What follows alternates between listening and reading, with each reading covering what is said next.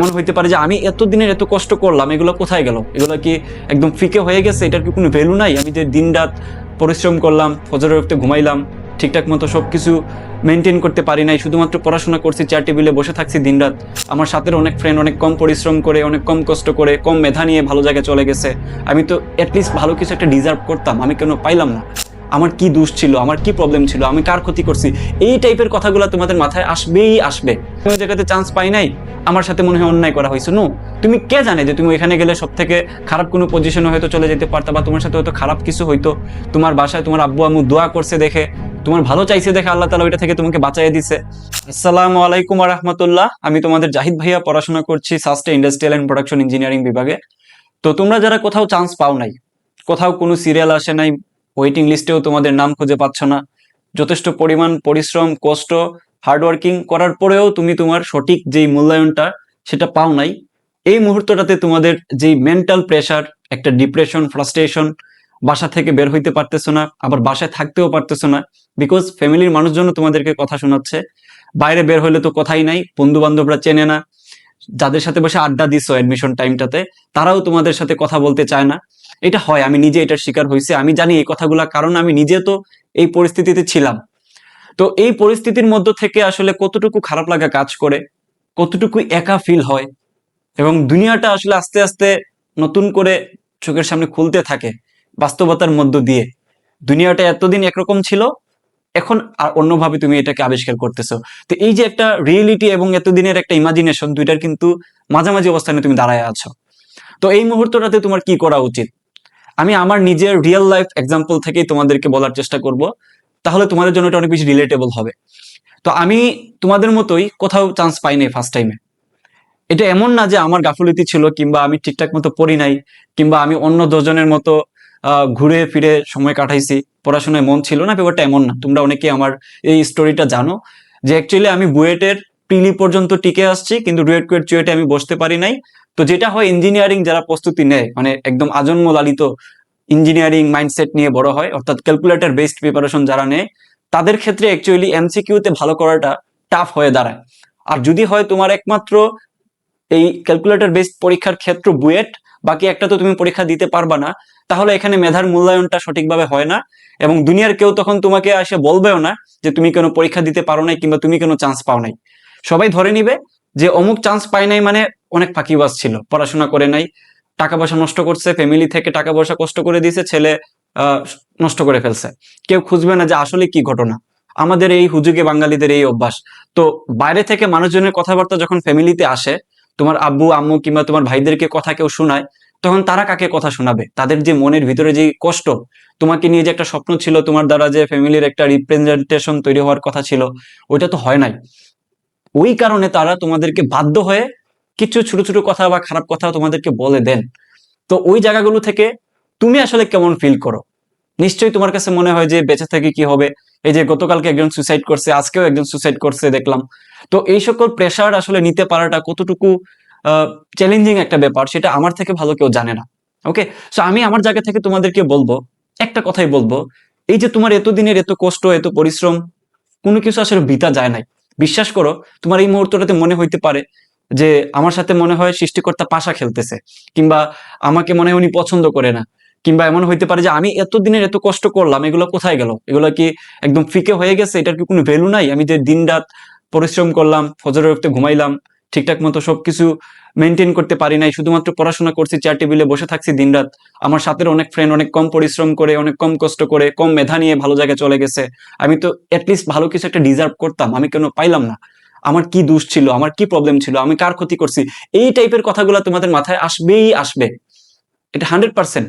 তো এই যে একটা ওভার থিঙ্কিং বলো, কিংবা একটা মানে তোমার নিজস্ব যে একটা ভালো লাগার যে একটা ক্ষেত্র তৈরি হওয়ার কথা ছিল, ওইটা না হওয়া এবং রিয়েলিটির মধ্যে একটা সংঘর্ষ হওয়ার একটা ব্যাপার, এখান থেকে বের হওয়াটা আসলেই কঠিন।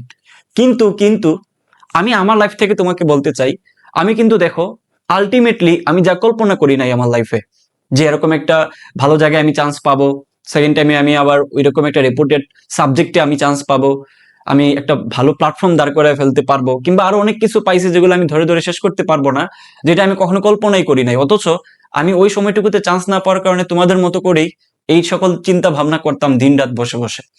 এবং আমার কাছে মনে হইতো যে আসলেই তো আমার সাথে এরকম ঘটতেছে কেন, আমার কি প্রবলেম ছিল, আমি তো কারো ক্ষতি করি নাই, ইত্যাদি ইত্যাদি। তো তোমাদের এই জিনিসগুলো আসাটা নর্মাল।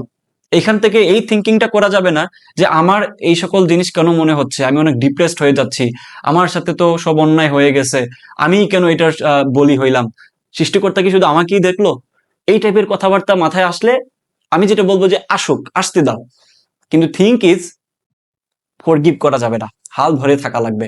তুমি মনে করো যে তুমি একটা স্বপ্নের মধ্যে ছিলে এতদিন, যেই স্বপ্নে তুমি কোথাও চান্স পাও নাই, হঠাৎ করে তোমার স্বপ্নটা ভেঙে গেছে, তুমি রিয়েলিটিতে আসছো, তুমি দেখতেছো যে তোমার সামনে এখনো জিএসটি বাকি, তোমার সামনে এখনো একটা বড় পরীক্ষা বাকি, যেখানে হাজার হাজার সিট এখনো তোমার জন্য অপেক্ষা করতেছে। তুমি ওই হাজার হাজার সিট থেকে একটা সিট তোমার করে নিবা, একটা রেপুটেড সিট তোমার করে নিবা, যেটাতে তুমি তোমার পছন্দের ভার্সিটিতে পছন্দের সাবজেক্ট নিয়ে পড়তে পারবা।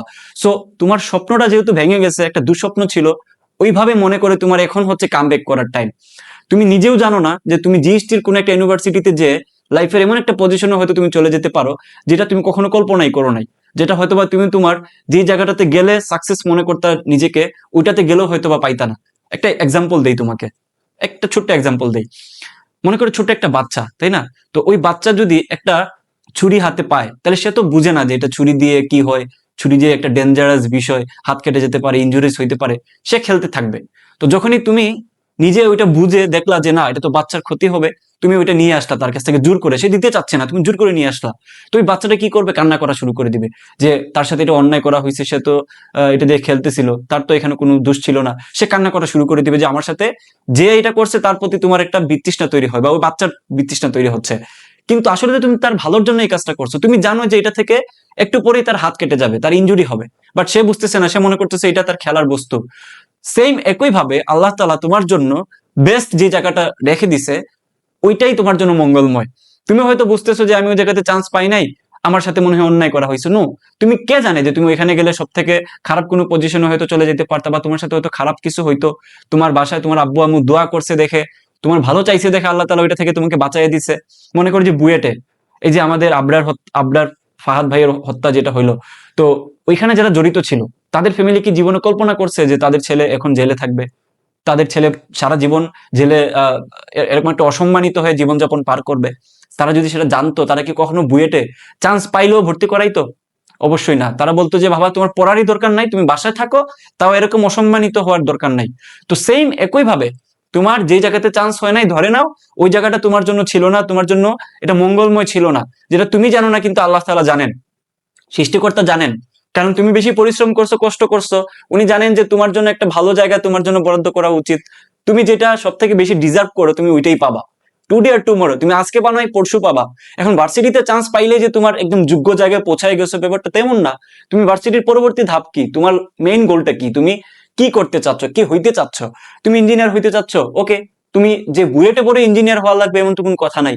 বুয়েট হচ্ছে 4 বছরের জন্য, পরবর্তী লাইফ তোমার স্কিলের উপরে, কাজের উপরে, তোমার ওই সময়টুকুর পারফরমেন্সের উপরে নির্ভর করবে। তুমি মনে করো যে ডাক্তার হইতে চাচ্ছিলা, হইতে পারো না, দ্যাট ডাজন্ট মিন যে তুমি এই পাবলিকিয়ান কোন একটা ডাক্তারি পেশায় পড়ে তুমি ডাক্তার হওয়া লাগবে।